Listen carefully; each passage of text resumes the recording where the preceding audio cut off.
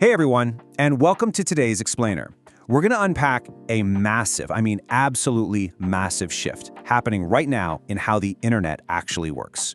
We hear buzzwords like Web3, crypto, and blockchain thrown around constantly, right? Well, today we're cutting through all that noise. We're taking a deep dive into the journey from the old web, the one we all use every single day, to a brand new, sustainable ecosystem built on a true ownership economy. The infrastructure being built behind the scenes right now is honestly fascinating, and understanding it puts you right at the forefront of the next digital evolution. So whether you're completely new to this space or just kind of curious about where the internet is heading, you are definitely in the right place. Let's get into it. Okay, let's dive into this by acknowledging the giant elephant in the room. If Web3 is supposed to be this revolutionary future of the internet, a place where you finally control your own digital destiny, why does it still feel so intimidating? Web3 promises a lot, right? Financial freedom, digital sovereignty, no more greedy middlemen. But when a regular person actually tries to use it, well, they're often met with a confusing maze of wallets, complicated passwords, those impossible to remember seed phrases, unpredictable network fees, and just slow loading times. It's super frustrating. It's kind of like being promised a flying car, but realizing you need a PhD in aeronautics just to start the engine. We have to be honest about this struggle if we're going to understand how it's actually being fixed. To really understand where we're going, we've got to look at how far we've come. We started with Web 1, the read-only internet. Think of it as just a giant digital encyclopedia. Then, Web 2 came along and changed everything. It became participatory. It brought us seamless social interactions, e-commerce, the whole gig economy. But it came with a hidden cost, and that's centralization. Massive platforms started owning our data, owning our content, and basically dictating all the rules. Web 3 is the natural evolution to fix that. It finally introduces decentralized, sovereign ownership, meaning you actually own your digital footprint. But here's the kicker. Ideology alone just isn't enough to change the world.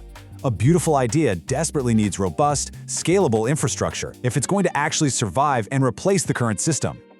Let's look at a stark comparison. In the Web 2 experience, everything is fast, essentially free to the user, and incredibly smooth. It just works, right? Instantly.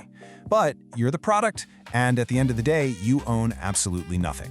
Now, contrast that with the current Web 3 experience for a lot of newcomers. It can be slow, transactions cost unpredictable fees, and the user experience is, frankly, really fragmented.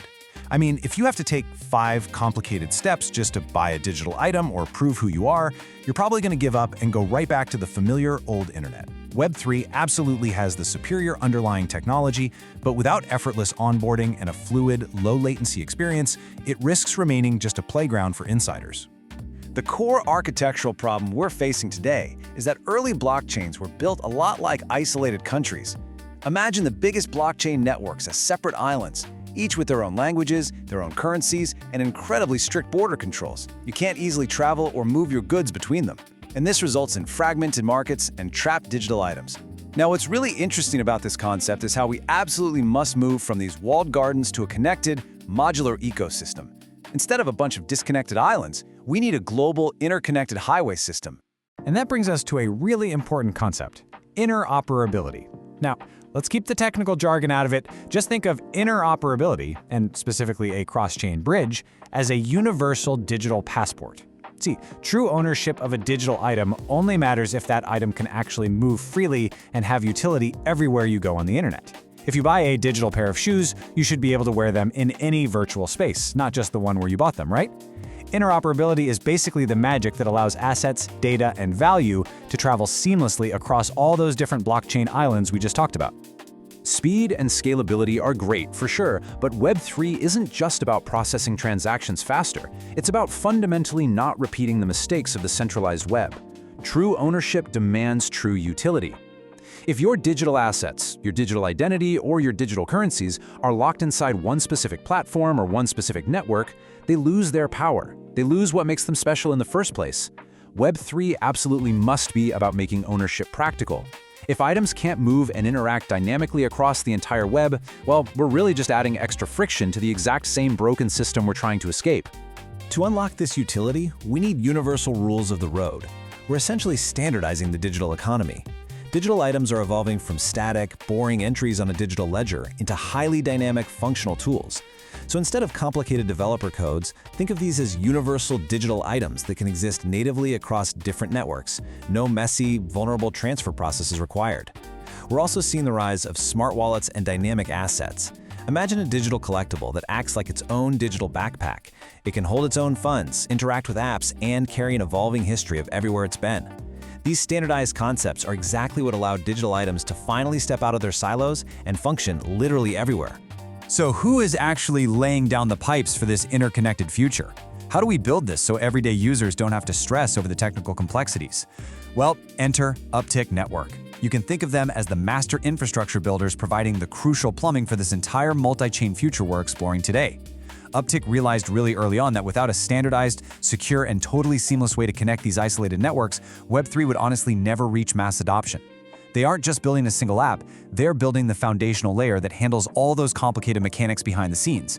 And that is what allows developers, creators, and everyday people to operate in a truly borderless digital economy.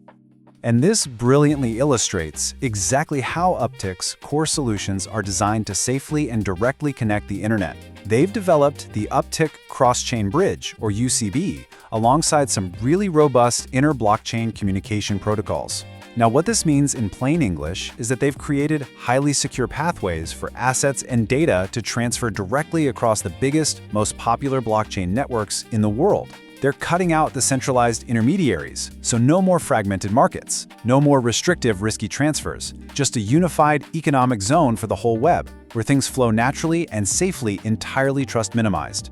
But Uptick's infrastructure pushes way beyond just moving money or digital art around. It fundamentally changes how you exist online by giving you universal digital identities based on web standards. This means you get a single, secure identity that you actually control, which works across the entire Web3 ecosystem.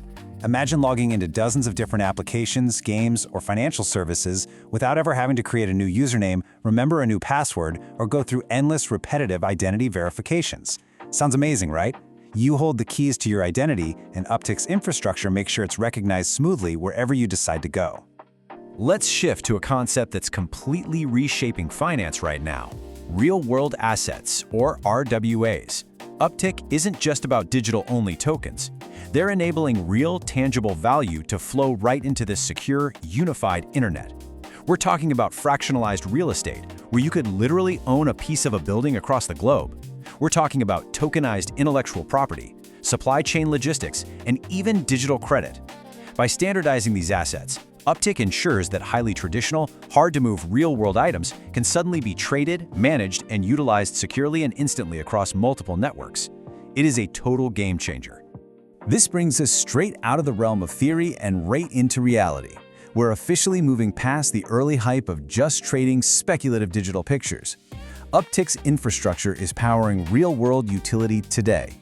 For example, decentralized loyalty programs, where your reward points actually belong to you. They can be traded or redeemed across different brands. Or transparent supply chains, where automated digital contracts trigger payments only when verified goods reach their destination, effectively wiping out fraud. And what about blockchain-based ticketing? This effectively eliminates the secondary market scalping industry by giving event organizers and artists total control over their tickets. We're talking lower fees, automated processes, and absolutely zero middlemen. So the crucial point is that the shift to a sustainable Web3 ecosystem is no longer just some fringe experiment. It's a technological inevitability. Why? Because an open, borderless, automated system simply works better than the clunky, expensive, centralized legacy systems we're stuck with today. Scalability, interoperability, and everyday usability are the ultimate deciding factors, and builders like Uptick Network are out there solving these exact challenges right now. The infrastructure is ready. The real question is, are you ready to stop being a passive user and start being an active participant in building this new borderless economy? Which brings us to our final takeaway for today. You don't have to just watch this evolution from the sidelines, and you certainly don't need to be a tech expert to get involved.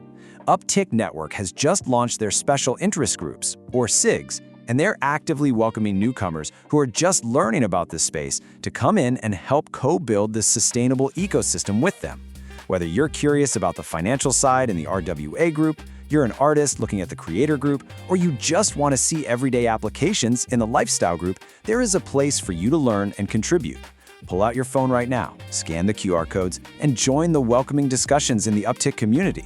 The infrastructure is here, the barriers are breaking down, and the next chapter of the internet is yours to own. So what will you explore first?